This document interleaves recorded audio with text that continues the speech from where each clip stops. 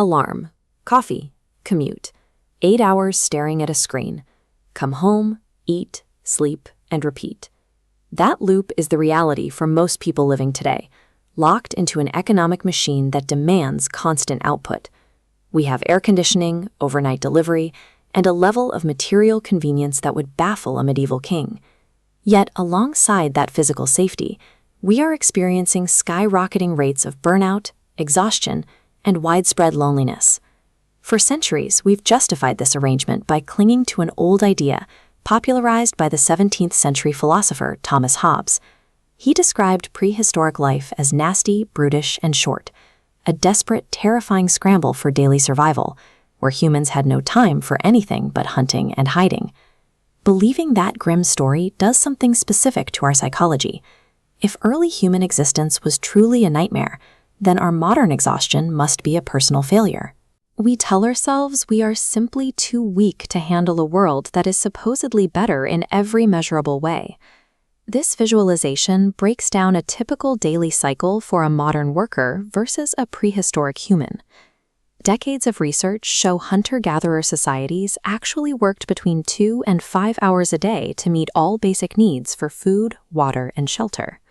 Economist Marshall Solins described these groups as the original Affluent Society. They carried almost no physical possessions, but they held extreme wealth in a different currency: time. You have to ask what happens to the biology of a species evolved to experience a radical abundance of unstructured time when it is suddenly forced into an economy that extracts almost every waking hour. Without 40-hour workweeks, ancient humans dedicated their energy to the exact things that keep a group alive. Intense, constant social connection, endless conversation, and gossip were the absolute most critical survival skills, allowing them to monitor the emotional temperature of the community and ensure total trust. They also developed specific social technologies to maintain equality. Through a practice called insulting the meat, the group would mock a successful hunter, warmly but relentlessly teasing them. This playful deflation deliberately crushed ego before it could harden into a rigid, dangerous hierarchy. This focus extended to meaning-making. The lions in the 36,000-year-old Chauvet Cave paintings reveal a sophisticated understanding of movement and three-dimensionality, rendered with incredible anatomical precision. These specific images were painted deep inside total darkness, tucked into narrow passages that required serious physical effort and risk to reach. They were deliberate, hidden ceremonies, far removed from simple cave decoration. Music and dance functioned as a powerful way to physically align the nervous systems of the entire group. By synchronizing their bodies through rhythm and their social status through shared laughter, they created a distributed, organic mechanism to maintain community and check individual dominance. Even the way our ancestors lost consciousness was entirely different.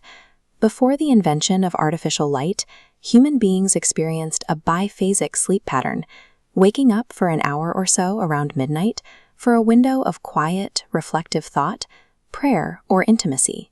Hundreds of historical diaries, medical texts, and court records across centuries casually mention first sleep and second sleep as a completely ordinary rhythm of daily life. When modern researchers place participants in natural darkness for extended periods, the biphasic pattern organically reasserts itself.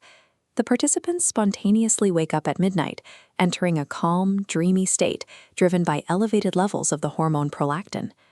What modern medicine often labels as an insomnia disorder might actually be an ancient, deeply embedded biological program fighting against a rigid schedule designed for factory workers. The massive divergence from these biological baselines kicked off roughly 10,000 years ago with the agricultural revolution, an inciting incident that altered the nature of human labor and diet. This graphic tracks the broad nutritional health of foragers against early farmers. As agriculture takes hold, average height decreases, teeth deteriorate, and skeletons show high levels of repetitive strain and disease. As the chart expands, we see the great trade-off: surplus.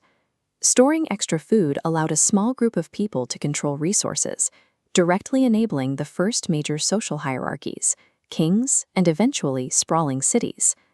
That surplus gave us mathematics, it gave us complex medicine, and the invention of writing. But looking at the physical toll on those early farmers proves that human progress is messy. Our current technological society was purchased with a massive reduction in the daily physical health and freedom of the individual. Today, we evaluate a person almost entirely by their economic function. The default question we ask strangers at a party is, "What do you do?" instantly reducing an individual's identity to how they convert their hours into money. For most of human history, separating work time from living time was an entirely foreign concept. A person was defined by their reputation for generosity, their humor, and the specific wisdom they contributed to the survival of their community.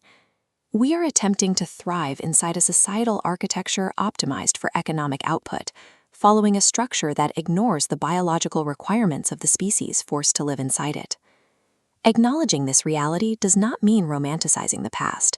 Prehistoric life was terrifying, marked by brutal infant mortality, casual deaths from minor injuries, and the constant threat of drought and famine. We cannot return to the forest. There are 8 billion people on the planet, making agriculture, industry, and modern logistical systems absolute necessities for our collective survival. The world we've built is the only one we have.